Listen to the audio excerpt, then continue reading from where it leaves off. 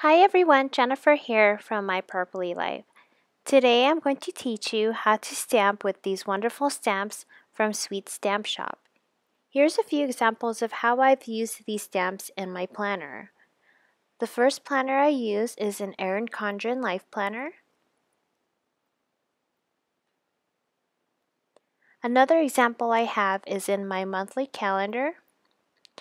So you can see I've used these stamps to keep track of birthdays, my daughter's dance classes, and also some bills as well as appointments such as meetings and dentist appointments.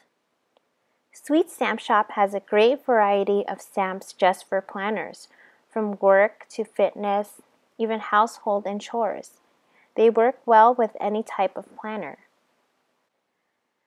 I get tons of questions about how do I use these types of stamps and what types of ink do I choose.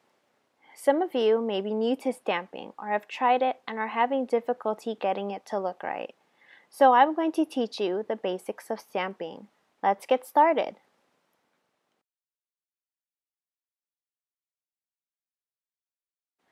First, you want to make sure you have a nice work surface.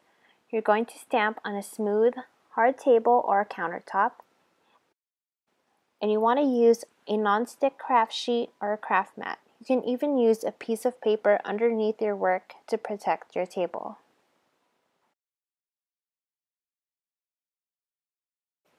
Next, you're going to choose which stamps you're going to use.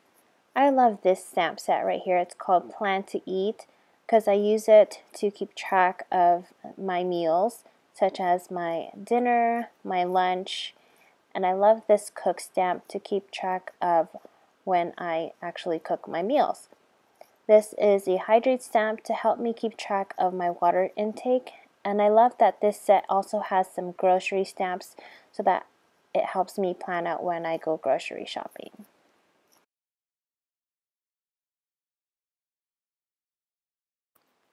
Next, we need to prep our stamp for use. Since we're using clear stamps, we're going to need an acrylic block or a clear block to mount our stamp on. There are lots of different sizes of blocks, and we're going to use the best one that's suited for the stamp size that we're using. This one in particular I use for my larger stamps. See how it has some grooves here on the side? This helps me grip the block and gives me a nice firm hold for when I'm stamping. Another one that I like to use is this one from Making Memories. I use this one a lot, again because it has the grooves on the side and it also has these nice grids that help me when I'm aligning my stamps. Some other blocks that I use are these ones by Fiskars. You can grab these at your local craft store, Michael's, Joann's, or Hobby Lobby, and they come in lots of different sizes in this 4-piece set. I only have 3 here that I mainly use for these types of stamps. This little tiny guy here is the smallest one in the set, and it's the perfect size to use with the little icons in the stamp sets. Now, if you can't find those blocks at your local craft store, Sweet Stamp Shop also provides these small blocks for sale on their shop. This one that I have here is the small acrylic block. They also have different sizes. They have a larger one and also a round one. So as I mentioned earlier, you want to choose the block that's best suited for the stamp size that you're using. The reason is if you use a mount that's bigger than the actual stamp, you can also get ink on the mount, and then that's where the messy part comes in.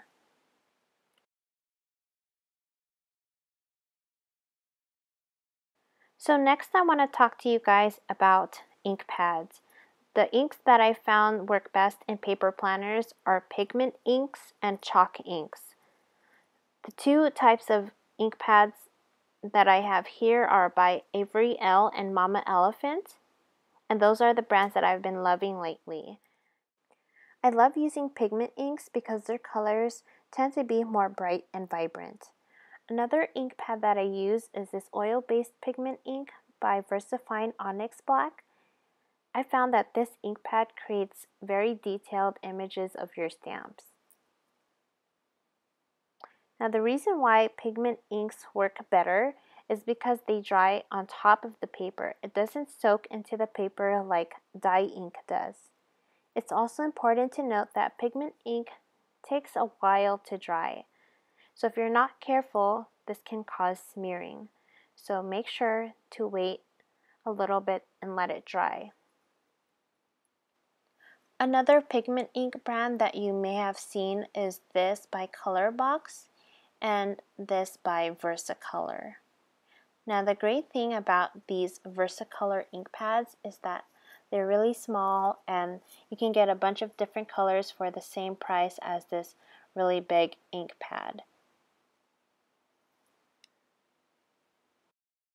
When it comes to using chalk inks, I love using these by Versa Magic, and they come in these little dewdrop shapes. So again, you can get a lot of different colors. Another ink pad that I use is by Quick Quotes, and these are called Powder Puff Chalk inks. They're a little bit larger than the Versa Magic, but they come in lots of different colors as well. And lastly, I love using these by Prima Marketing Company, and they're called Chalk Edgers. And they have like this nice little handle that's great to use when you're stamping your, inking up your images.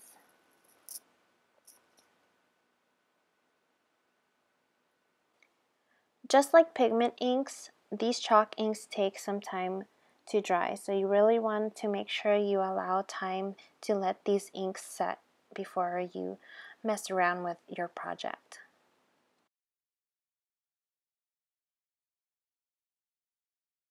Now we're going to prep our stamp for inking.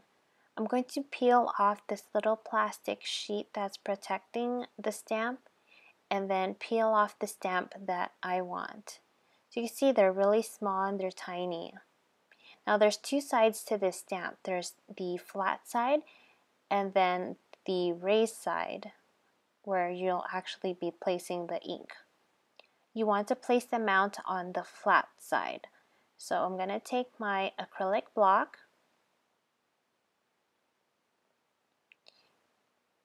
and just stamp it directly onto the top of that stamp. You can either place the stamp onto the block or do what I did there where I placed the stamp on the table and then press the block onto it. As we're going to apply ink to the stamp, we're going to gently tap the stamp onto the ink pad. About 2 or 3 times should do it. You don't need that much pressure, and if you are using a lot of pressure to get ink onto the stamp, your ink pad is probably drying up and you can either re-ink the ink pad or probably get a new one. Too much pressure can cause the stamp to get soaked, and this is called over-inking. And over-inking will cause your image to be blurry. I'm making sure that it's completely coated because you don't want uneven inking.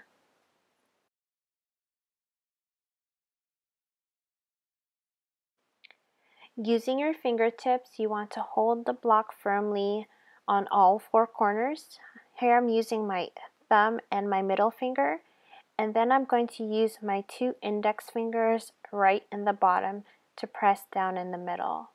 You want to hold the stamp and press straight down, making sure that you're pressing on all corners and edges, not just the middle of the stamp. You don't need to apply a lot of pressure to do this. I noticed that on my image it came out a little light and uneven. This is probably because I didn't ink my stamp up very well. So I'm going to go ahead and tap it a few more times and make sure that it's really evenly coated onto the stamp. Lift the stamp straight up as you're coming off the paper. Don't stay too long on the paper. Now that gave me a really nice image there. I'm going to ink this again and show you how not to stamp. You want to make sure again that you go down straight and not at an angle. And you want to make sure that you don't rock or wiggle it. Sometimes there could be ink on the edges of the stamp and can cause a blurry image. Here again, I am going to really ink up that stamp and soak it up. You can see how I've even gotten some ink on the mount there. But you can see how I've really put a lot of pressure on it as well, and that's why it caused a blurry image. So you can see the difference between the images there.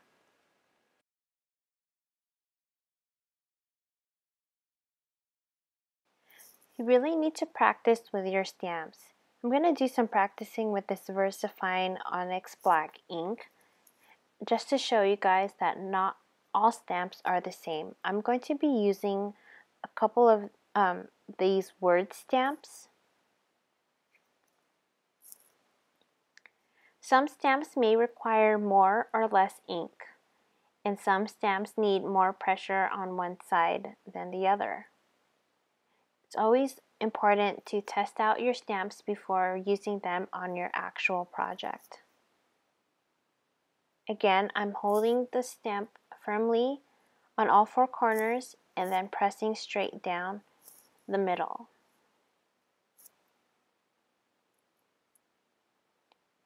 And then lifting straight up. You can see how that produced a really nice crisp image. I'm going to ink it up again and try again.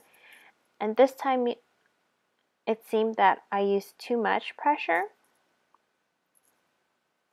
So what I'm going to do, a little trick that I like to do, is sometimes it helps to use a mouse pad to make the surface a little bit more squishy.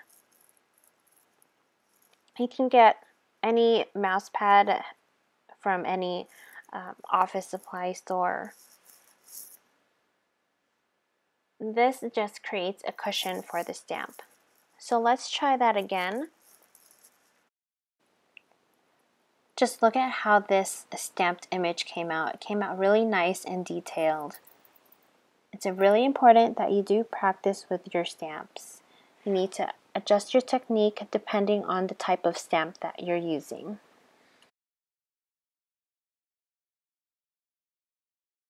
So after you're done stamping, you want to go ahead and clean it off right away with either a baby wipe or you can just use warm water and soap. You want to place the stamps back into its original packaging. They are clear and they're small and tiny, so you don't want to lose them. Also, you want to keep them free from any dirt or dust. If you do notice there's some staining on the stamp, that's okay. It doesn't affect the use of the stamp at all. So that's it for today. I hope you find this video helpful to you, and thanks so much for watching. Bye-bye.